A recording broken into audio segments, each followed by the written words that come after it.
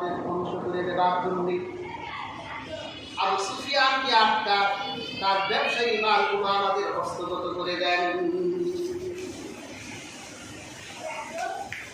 আল্লাহ রাসূল বেরিয়ে গেলেন। আবু সুফিয়ান কি চালাক মানুষ ছিল দেখেন, নেতারা তো চালাকই হয়। মদিনার কাছাকাছি যখন আবু সুফিয়ান আসলো, আবু সুফিয়ান দেখে মদিনার কণ্ঠে মানুষের সমাগম, চিন্তা করলো মুহাম্মদ রাসূলুল্লাহ আবার জানতে পারলো নাকি যে আমি যে এই পথ দিয়ে আসতেছি। সে খবর দেয় কিন্তু সঠিক খবর পাওয়া যায়। হঠাৎ করে দেখে উটের লেদা, উটের মলমূত্র ও খোঁচা দিয়ে দেখে উটের লেদার ভিতরে মদিনার খেজুরের বীজ। কত বুঝে ফেলছে মদিনার উট এখানে আসলো কেমনি, মুহাম্মদ রাসূলুল্লাহ হয়তো বুঝতে পেরেছে। এক মুহূর্ত দেরি করলো না, রাস্তা চেঞ্জ, লোহিত সাগর হয়ে মক্কায় যাবে। আর জমজম নামে এক ব্যক্তিকে দূত হিসেবে আগে পাঠাই দিলেন, যাও মক্কায় দ্রুত যাও, আবু জাহেলদেরকে জানাও মুহাম্মদুর রাসূলুল্লাহ আমাদেরকে প্রতিহত করার জন্য, যুদ্ধের জন্য বের হয়ে গেছে। জমজম রওনা হয়ে গেল। হাজিরিন, মক্কায় তখন কি হচ্ছে, আল্লাহ রাসূলের ফুফু আতিকা বিনতে আব্দুল মুত্তালিব ঘুমিয়ে গেছে। স্বপ্নে এক ভয়ানক দৃশ্য দেখতে পেলেন। তিনি ঘুম থেকে উঠে তার ভাই আব্বাসকে ডাক দিলেন, নবীজির আপন চাচা। বলল, ভাই আমি এক ভয়ানক স্বপ্ন দেখেছি, তবে এই স্বপ্নের কথা কুরাইশদের বলবেন না। কি স্বপ্ন দেখেছো বোন আমার?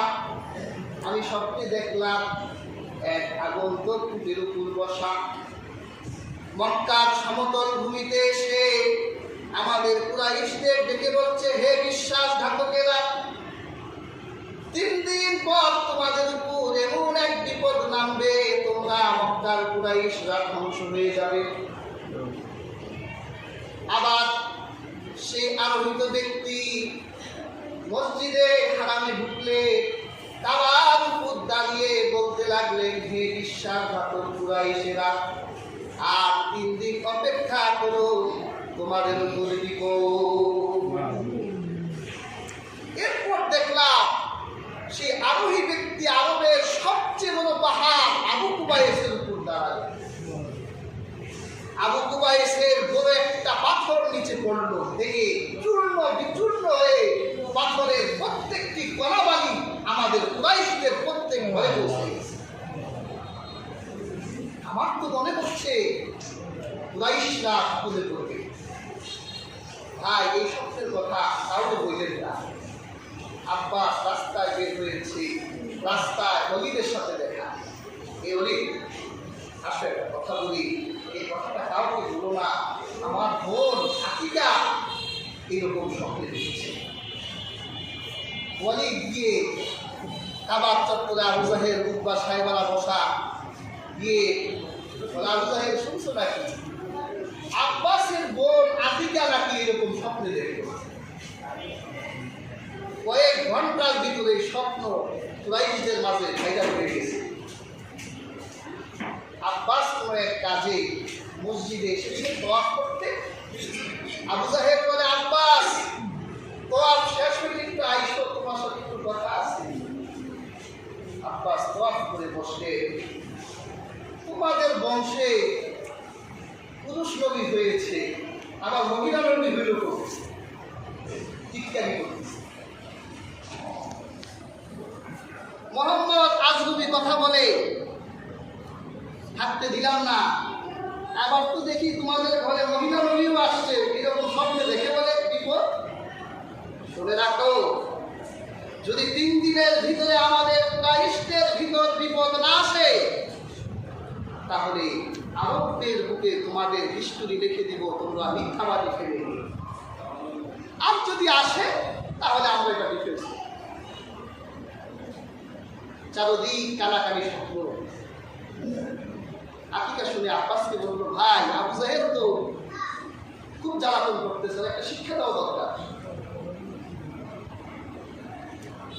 3 দিন পর আবু জাহেলের মাথা এমনি নষ্ট। 3 দিন পর ওই যে জমজম মসজিদের সামনে এসে আবু জাহেলকে দেখে কান্নাকাটি শুরু করলো, শরীরে পোশাক ছিঁড়ে ফেলছে আর বলছে, আবু জাহেল আমাদের বাঁচাও, আমরা ধ্বংস হয়ে যাচ্ছি। আমাদের মক্কার প্রত্যেকটা মানুষের সম্পদ যে ইন্তেজামের ভিতরে মোহাম্মদ আক্রমণ করার জন্য আসতেছে, আমরা ধ্বংস হয়ে যাচ্ছি।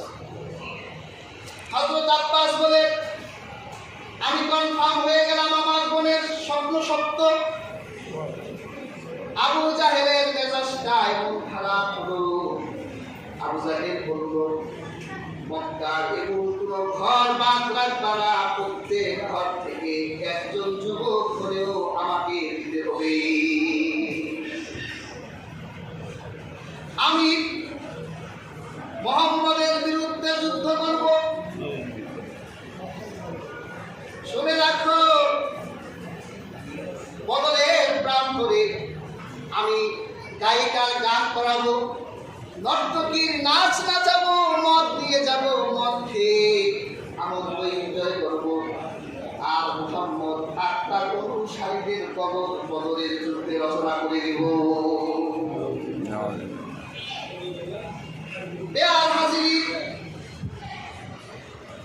বদরের মাঠে কিন্তু আবু জাহেল ইতিহাস রচনা করতে পারে নাই, বরং আবু জাহেল নিজেই ইতিহাস হয়ে গেছে। নর্তকী নাচাবার জন্য শপথ করেছিল, গায়িকার গান শুনতে চেয়েছিল, কিন্তু আল্লাহর মদদে রাহমাতুল্লিল আলামিন আবু জাহেলকে এমন শিক্ষা দিয়েছে, বদরের মাঠে আবু জাহেল মৃত্যুর কান্না শুনেছে। বেশি ভাব ভালো না, অহংকার ভালো না।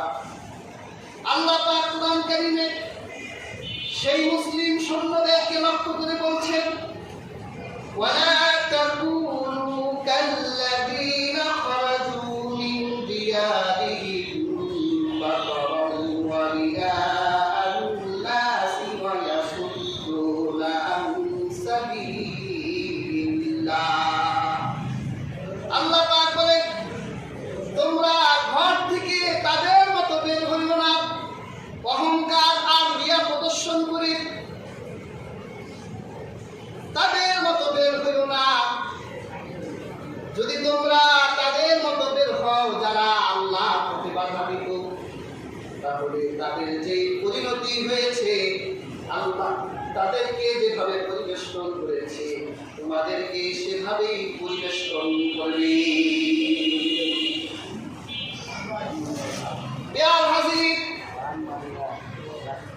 আবু জাহেল বের হয়ে গেল 1000 সৈন্য। তার ঘোড়ার অভাব ছিল না, বর্মের অভাব ছিল না, বের হয়ে গেল। আল্লাহর হাবিব রাসূল আরবি সাল্লাল্লাহু আলাইহি ওয়াসাল্লাম যখন জানতে পারলেন যে আবু সুফিয়ান চালাক মানুষ, রাস্তা চেঞ্জ করে সমুদ্রের পথ দিয়ে মক্কার দিকে বের হয়ে যাচ্ছে, আর এই খবর যখন আবু জাহেলদের কানে গেছে, আবু জাহেলরা যুদ্ধের জন্য 1000 যুবক নিয়ে রওনা হয়ে গেছে। আল্লাহর হাবিব তো যুদ্ধ করতে যায়, প্রতিরোধ করতে গেছেন। আল্লাহর হাবিব এখন কি করবেন? সাহাবীগুলো নতুন ঈমান এনেছে, 2 বছর 3 বছর হয় নাই।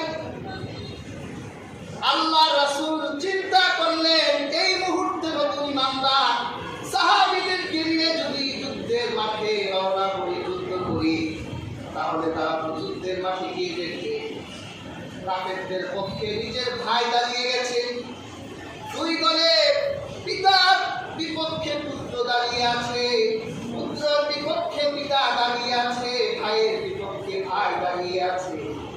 তারা কি কিভাবে যুদ্ধ করবে? নিজের আপন সন্তানের চেহারার দিকে যদি বাবা তাকায়, কিভাবে সন্তানের বিরুদ্ধে তলোয়ার চালাবে? আল্লাহ রাসূল তো খুব ঘাবড়ে গেলেন। দ্রুত আল্লাহ রাসূল বসলেন। কি করা যায় সাহাবীরা বলো? হাজিরিন, আল্লাহর হাবিবের সাহাবী হযরত আবু আইয়ুব আনসারী রাদিয়াল্লাহু তাআলা আনহু বললেন, ইয়া রাসূলুল্লাহ, ইয়া হাবিবাল্লাহ, আমরা তো যুদ্ধ করতে আসি নাই, আমরা এসেছি আবু সুফিয়ানকে প্রতিরোধ করতে। আল্লাহ রাসূলের মনটা খারাপ হয়ে গেল, চায় না আমার সাহাবীরা যুদ্ধ হোক। সর্বপ্রথম রাসূলুল্লাহকে যে সাহস দিলেন তার নাম হলো হযরত মিকদাদ। সুবহানাল্লাহ। আল্লাহ রাসূল চাইলেন আমার মুহাজির সাহাবীরা যুদ্ধ করতে চান, কারণ তারা আমার মক্কার মানুষ, আর আমাকে সাহায্য করলো মদিনার সাহাবীরা আনসাররা, তাদের সংখ্যা বেশি, তারা যদি আমাদের অপরে বানিয়ে গায়ে যুদ্ধ করব। সবার আগে হযরত মিকদাদ দাঁড়িয়ে গেলেন। হযরত মিকদাদ বললেন, ইয়া রাসূলুল্লাহ, ইয়া হাবিবাল্লাহ, আপনি ভয় পাবেন না। আপনি যদি আমাদের আবিসিনিয়ার সেই বারকুলের গেমাদ এলাকায় নিয়ে যান, আমরা আপনার সাথে কতদূর যাওয়ার জন্য প্রস্তুত আছি। আপনি যদি যুদ্ধ করেন তাহলে আমাদের আনসারদের দেখবেন আপনার প্রোটেকশনে আমরা আপনার ডানে দাঁড়িয়ে আছি, আপনার বামে দাঁড়িয়ে আছি, আপনার সামনে দাঁড়িয়ে আছি, আপনার পেছনে দাঁড়িয়ে আছি। হে আল্লাহর রাসূল, যদি আপনি আমাদেরকে সমুদ্রে ঝাঁপ দিতে বলেন, আমরা বিনা প্রশ্নে বিনা বাক্যে সমুদ্রে ঝাঁপ দেব। সুবহানাল্লাহ। আপনি ভয় পাবেন না, আমাদের আনসারদেরকে নিয়ে আমরা আপনাকে অভয় বানিয়ে দিলাম। কথাটা শুনে রাহমাতুল লিল আলামিনের চেহারায় নূরের হাসি ফুটে উঠল। সুবহানাল্লাহ। হযরত মিকদাদ বলল, ইয়া রাসূলুল্লাহ, আমরা মুসা নবীর উম্মতের মতো বলব না, ইযহাব আনতা ওয়া রাব্বুক। মুসা তার বনী ইসরাঈলদের বলছিল যুদ্ধ তো করতে হবে। বনী ইসরাঈলরা বলে, আপনি আর আপনার আল্লাহ যারা যুদ্ধ করতে, আমরা যুদ্ধ করব। হে আল্লাহ রাসূল, আমরা তাদের মতো বলবো না, যদি আপনি আগুনে ঝাঁপ দিতে বলেন আমরা আগুনে ঝাঁপ দিব। সুবহানাল্লাহ। আল্লাহ হাবিব সাল্লাল্লাহু আলাইহি ওয়াসাল্লাম সাহস পেয়ে গেলেন। আর যেই সাহাবীরা যুদ্ধ করতে রাজি ছিল না, তাদের সংখ্যা একটা ছিল যে আমরা সংখ্যায় কম, আমাদের সংখ্যা বেশি, আমাদের অস্ত্র কম, আমাদের অস্ত্র বেশি, আমরা যুদ্ধের প্রস্তুতি নিয়ে আসি নাই, ওরা যুদ্ধের প্রস্তুতি নিয়ে আসছে। কিন্তু মনে রাখবে, মুসলমানরা যুদ্ধে বিজয় লাভ করে সংখ্যা দিয়ে নয়। মুসলমানরা সংখ্যা দিয়ে যুদ্ধ বিজয় লাভ করেনি, অস্ত্র দিয়ে করেনি। মুসলমানরা আল্লাহর মদদ আর পরিপূর্ণ ঈমান নিয়ে যুদ্ধে বিজয় লাভ করেছে। সুবহানাল্লাহ। ভয় পাই কেন? এত ভয় কেন? আমরা এটমে ভয় করি যে আমাদের কাছে এটম নাই, ওদের কাছে আছে। ইয়ার হাজিরিন, এটা যুদ্ধ বিজয় হওয়ার মানদণ্ড নয়। বদরের যুদ্ধ থেকেই বোঝা যায় 313 আর 1000 আল্লাহ বিজয় দিয়েছে মুসলমান। ওরা তো কিচ্ছু না, আল্লাহ বলছে তোরা একজন, ওরা 10 জন। ওদের কিচ্ছু ছিল না।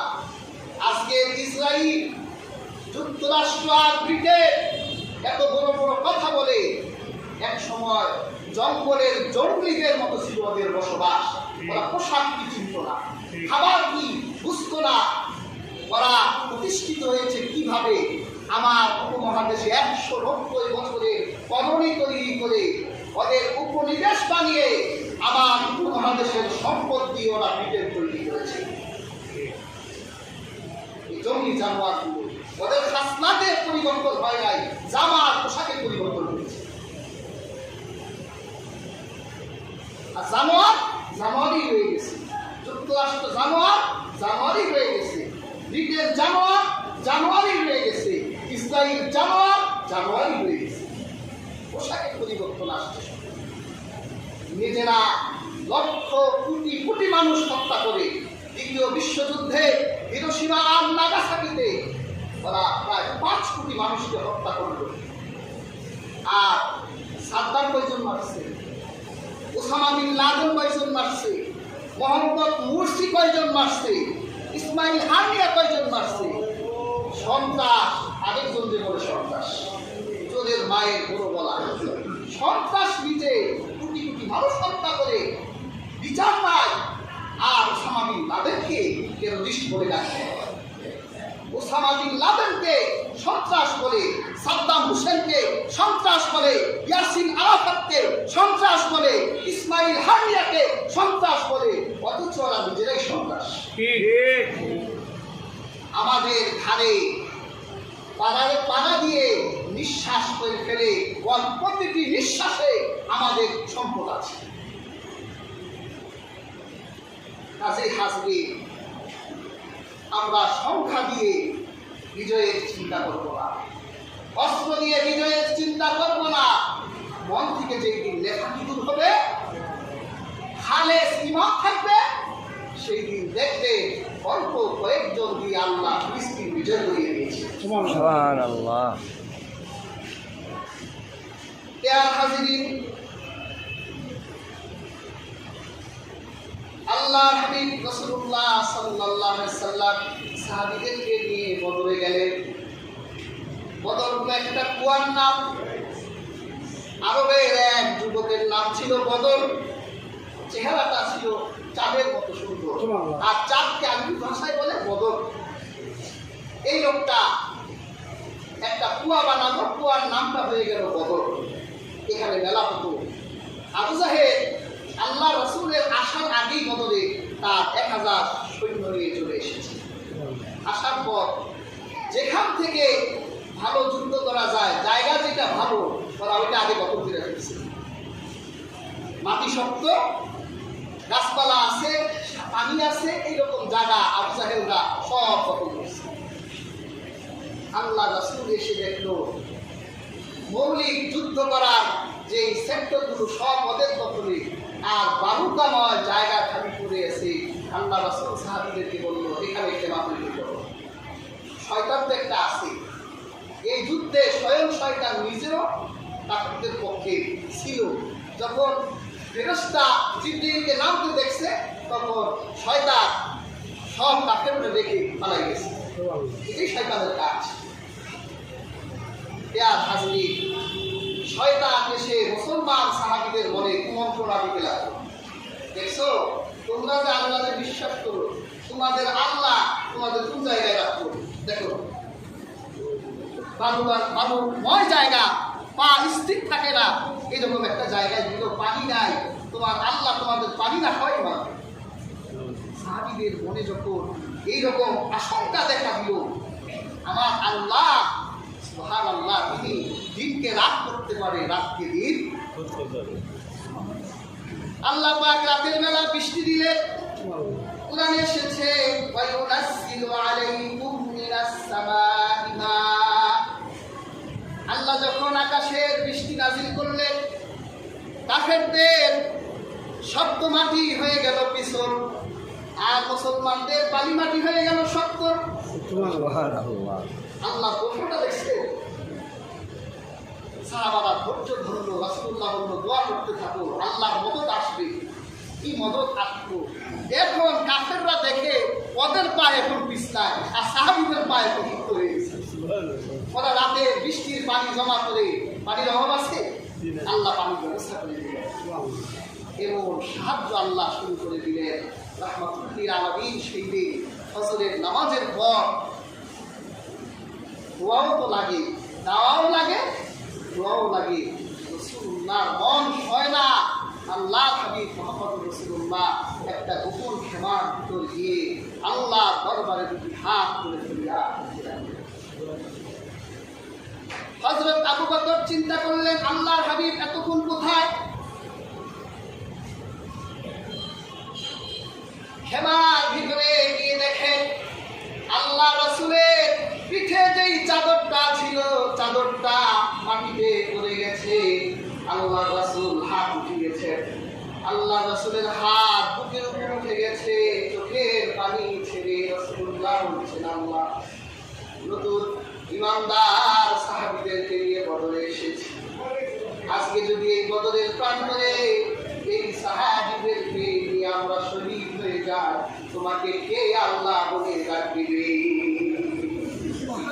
কে তোমার ইবাদত করবে? মাওলা হযরত আবু বকর আল্লাহর হাবিবের চোখের পানি দেখে আর হাত আল্লাহর রাসূলের বুকের উপর উঠে গেছে, চাদর পড়ে গেছে।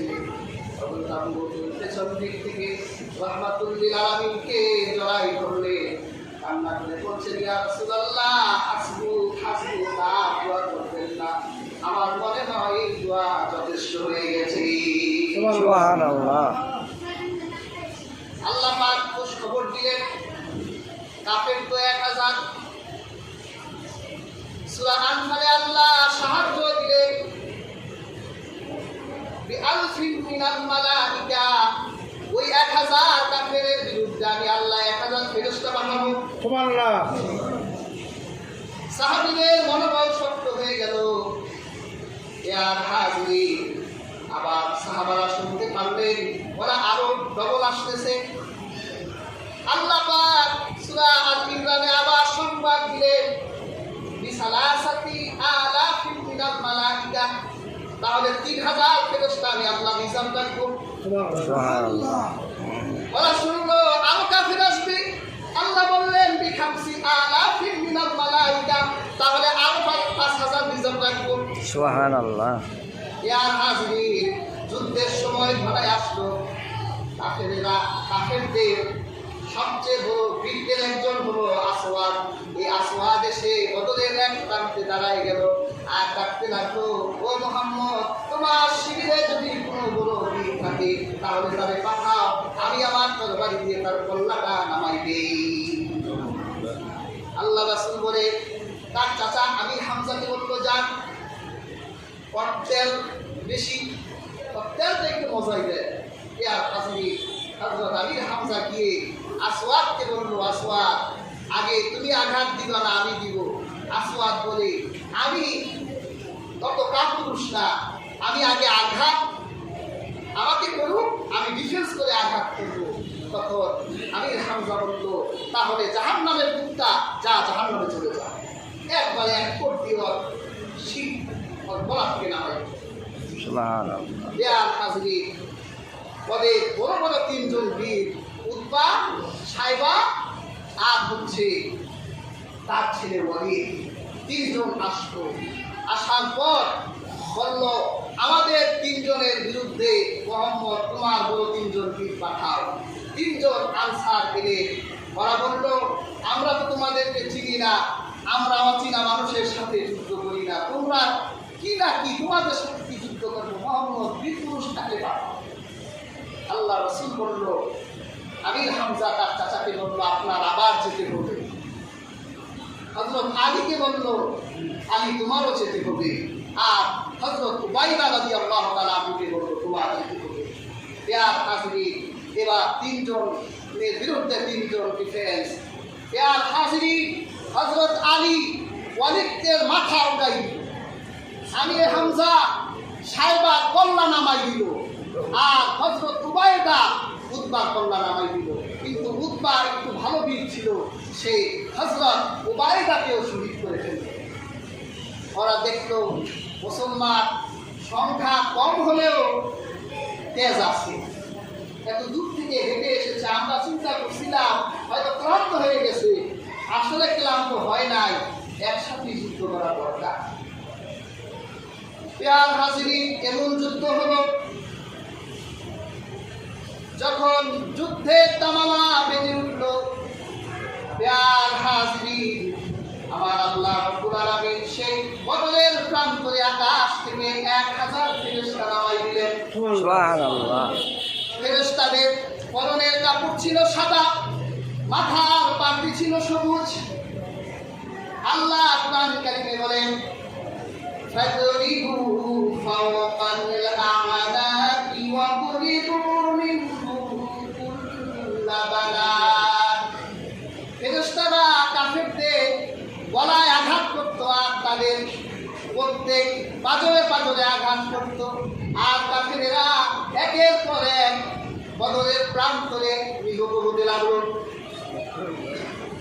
বেয়ার হাজিরি, শয়তান তো যুদ্ধে, শয়তান দেখলো এই যুদ্ধে 1000 ফেরেশতা নেমে গেছে। হঠাৎ করে অদৃশ্য এক আওয়াজ শুনতে পেল, আত্মিল হাইজুর। শয়তান বলে, বাবা রে বাবা, এটা তো জিবরাইলের ঘোড়ার নাম। তাহলে জিবরাইলও বদলে নেমে গেছে, কারণ জিবরাইলের ঘোড়ার নাম হাইজুম। বলছে, হাইজুম তুমি আগাও। শয়তান তো বাপ রে বাপ, আর থাকা যায় না, এইবার আমি পলাই। শয়তান বদর ছেড়ে এবার পালাতে লাগলো। কাফেরেরা দেখে হাইজুম ঘোড়াটা কাফেরদের এক কাফেরকে এমন চাবুকের আঘাত দিছে, ওর গলা আর পিঠের ভিতরে চাবুকের আঘাত। পেয়ার হাজির, যুদ্ধ দামামা বাজলো এবং যুদ্ধ হলো। স্বয়ং ফেরেশতারা এই যুদ্ধে হাজির হয়ে গেল। রাসূলুল্লাহ চাচা আব্বাসকে যখন বন্দী করা হলো, আল্লাহ রাসূলের কাছে যখন আনা হলো, তখন ওই সাহাবী বিরক্ত দেখায়া বলে, হুজুর আপনার চাচারে আমি বন্দী করছি। তখন হযরত আব্বাস রাদিয়াল্লাহু তাআলা বলছিলেন, থামো, তুমি আমাকে বন্দী করনি, সাদা পোশাকা সবুজ পাগড়ি পরা এক ব্যক্তি আমাকে বন্দী করেছে, তুমি আমাদের টেনে টেনে নিয়ে আসো। তারপরে ফেরেশতা হযরত আব্বাসকে বন্দী করে ওই সাহাবীর হাতে তুলে দিয়েছে, যা এইবার রাসূলুল্লাহর কাছে তার চাচারে নিয়ে যা। পেয়ার হাজিরি, বদরের যুদ্ধে আরবের যত বড় বড় নেতা ছিল, সব কয়টা নেতা পুরুষ হয়ে গেছে। সবচেয়ে বড় নেতার নাম কি? আবু জাহেল। আবু জাহেল নিহত হলো কেমনি? বুখারীতে হাদিস এসেছে, হযরত আব্দুর রহমান ইবনে আউফ বলে, রাসূলুল্লাহ যখন যোদ্ধাদের কাতার পড়ালেন, আমি আমার ডান আর বাম দিকে তাকাই, দেখি আমার পাশে দুইটা নাবালক বাচ্চা দাঁড়িয়েছে। আমি এত বড় বীর, আমি চিন্তা করছিলাম আমার পাশে হয়তো বড় কোনো বীর থাকবে, দেখি দুইটা নাবালক বাচ্চা। একজন বাচ্চা আমাকে দেখে বললো, চাচা আপনার কানটা আমার বুকের সামনে আগে, কানটা মিলাম। এই বাচ্চা বলে, চাচা কাফেরদের ভিতরে আবু জাহেল কে? মাওয়ায়েস। আব্দুর রহমান ইবনে আউফ অবাক হয়ে গেলেন, আবু জাহেলকে দিয়ে তোমার কাজ কি? আবু জাহেলকে মারব নয়, আমি নিজেই মরে যাব। সুবহানাল্লাহ। আবু জাহেলকে মারবা কেন বাবা? আমি শুনেছি আবু জাহেল আমার রহমতের নবীকে গালি দেয়। আশিকে রাসূল দেখেন কেমন। আবার বাম দিক থেকে বাচ্চাটা বলে, চাচা ওর কথাই তো শুনলেন, এবার আমার কথা শুনেন, কান কাছে আনেন। ওই বাচ্চা মুখের সামনে কান নিলাম, ওই বাচ্চাও বলে, চাচা এই কাফেরদের ভিতরে আবু জাহেলকে। আমি বললাম, আবু জাহেল দিয়ে তোমার কাজ কি রে বাবা? আমি আবু জাহেলকে মারবো, নয়তো আমি নিজেই মরে যাব। কেন রে বাবা, আবু জাহেলকে মারবা কেন? কারণ শুনেছি আবু জাহেল আমার রহমতের নবীকে গালি দেয়। দেখাই দিলাম দুই বাচ্চা বাস পাখির মতো আবু জাহেলের উপর ঝাঁপাই করলো। কয়েক মুহূর্তের ভিতরে আবু জাহেলের 12 আনা জীবন বের করে দিল। 2 আনা জীবন নিয়ে 4 আনা জীবন নিয়ে আবু জাহেল বদরের মাঠে কাটায়। আল্লাহ রাসূল সাহাবীদেরকে বলে, আমার ফিরআউনের অবস্থা কি, কেউ কি খোঁজ দিতে পারো? হযরত আব্দুল্লাহ ইবনে মাসউদ বলেন, আমি আবু জাহেলকে খোঁজার জন্য বদরের মাঠে বের হলাম। আমি গিয়ে দেখি ওয়াজাদা তারাবাহু ইবনা আফরাদ দুই ছেলে মুআজ আর মাওয়াজ, এই দুই ভাই আবু জাহেলের জান 12 আনায় বের করে দিয়েছে। সুবহানাল্লাহ। কাছে গেলাম, গিয়ে বললাম, তুমি আবু জাহেল না? দেখে আবু জাহেল এই মুহূর্তেও ওর হিংসা অহংকার কত। ও বলে, আমি আবু জাহেল, একটা আবু জাহেল নাই, মনে করিও না যে কি একটা করে ফেলছো। তুমি যদি আমাকে হত্যা করতে চাও তাহলে একটা উপকার করো, আমার গলা কাটতে চাইলে, আমার মাথা কাটতে চাইলে গলা সহ মাথাটা কাটতো, যাতে কুরাইশরা দেখলে বুঝে যে না, লিডারের মধ্যে মরছে, গলা সহ মরছে। এই ভীত আবু জাহেলকে টেনে রাহমাতুল লিল আলামিনের কাছে আব্দুল্লাহ ইবনে মাসউদ নিয়ে বলেছিলেন, হে আল্লাহর রাসূল, আপনার ফেরাউন জাহান্নামে চলে গেছে। একটা নেতাও জীবিত ছিল না, শুধু আবু জাহেল ছাড়া। আরেকটা তো আসতেই চায় নাই, জোর করে আসছে। এটার নাম ছিল উমাইয়া ইবনে খালাফ। ওর মুসলমান বন্ধু ছিল আল্লাহ রাসূলের সাহাবী হযরত সাদ ইবনে মুআজ। ও যখন মদিনায় যেত, আল্লাহ রাসূলের এই সাহাবীর বাড়িতে থাকতো।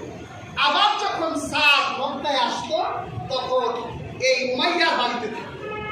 একবার উমাইয়া বাড়িতে হযরত সাদ এলেন, এসে বলল, ভাই আমি তওয়াফ করতে চাই, তুমি একটা নিরব সময় যখন আবু জাহেলরা থাকে না, এরকম একটা সময় আমার একটু তওয়াফ করাও। দুপুরের বেলা বন্ধুকে নিয়ে তওয়াফ করছে, হঠাৎ করে দেখে কাবার চত্বরে আবু জাহেল দাঁড়িয়ে আছে। মানে যার জন্য যেখানে ভয় সেখানে একটা কথা আছে না, বাঘের ভয় সেখানে লাভ হয়। গিয়ে দেখে আবু জাহেল সামনে। আবু জাহেল বলে, সাদ তুমি মক্কায় কেন? আজকে আমি তোমার শিক্ষা দিতাম যদি তুমি উমাইয়ার বন্ধু না হতা। তখন একটা জবাব দিয়েছিলেন হযরত সাদ, মুসলমান কাউকে ভয় পায় না। হযরত সাদ তার প্রতিকূল পরিবেশেও সেই আবু জাহেলকে বলেছিল, আবু জাহেল আজকে তুমি আমাকে তোমার ঘরে পেয়ে শাসাও, তো মনে রেখো তুমি আমার বাড়ির রোড দিয়ে ব্যবসা করতে যাও, আমি তোমারে পাইলে তোমার ব্যবসা সব বন্ধ করে দিব। আর আমরা সেই আবু জাহেলদেরকে ব্যবসা করতে দেই, তাদের ব্যবসায় সহযোগিতা করি, ওই আবু জাহেলদের প্রোডাক্ট ব্যবহার করি, ওই তাদের শ্যাম্পু ছাড়া আমাদের চুল পরিষ্কার হয় না, তাদের পানীয় ছাড়া আমাদের পেটের গ্যাস হজম হয় না, তাদের প্রোডাক্টগুলো ব্যবহার করে তাদেরকে আমরা মুসলমান হত্যার জন্য সহযোগিতা করছি। ঠিক কাজে হাজিরি মিটিং আর মিছিল করে তাদের দমানো যাবে না। তাদের যত প্রোডাক্ট আছে, তাদের সমস্ত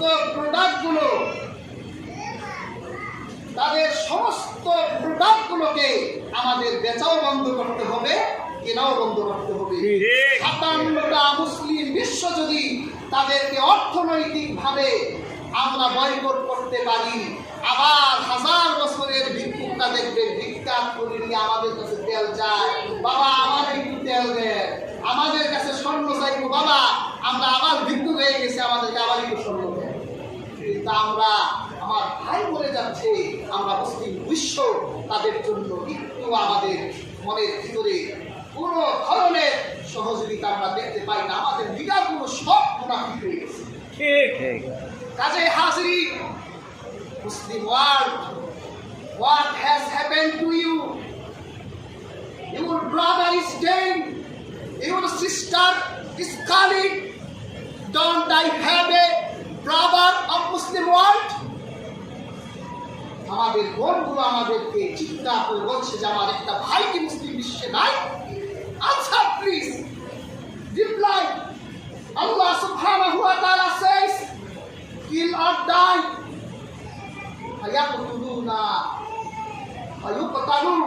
আল্লাহ বলেছে তোমাদের সূত্র হলো যুদ্ধের নামে হয় মরো, নাই মেরে ফেলো। কাজেই হাজিরি এখন আমাদের সেই যুগ এসে গেছে, সবাই আমাদেরকে হত্যা করতে চায়, সবাই আমাদের রক্তে রঞ্জিত করতে চায়। আমরা মুসলমান, আবার পুনরায় আমাদের জাগরণ প্রয়োজন। আল্লাহ সুবহানাহু ওয়া তাআলা বদরের প্রান্তর থেকে আমাদের প্রত্যেককে উজ্জীবিত হওয়ার তৌফিক দান করুন। আমিন।